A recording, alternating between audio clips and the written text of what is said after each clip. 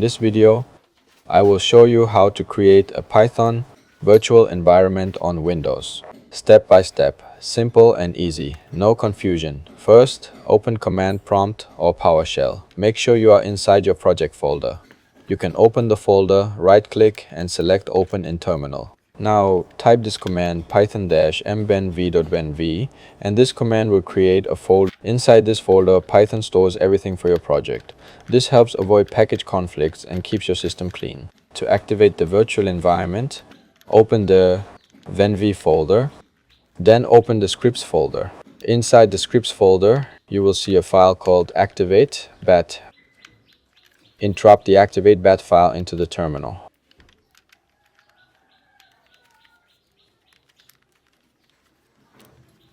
If it works correctly, you will see this at the start of the terminal. .venv. This means your virtual environment is now active. And that's it. You have successfully created a Python virtual environment on Windows.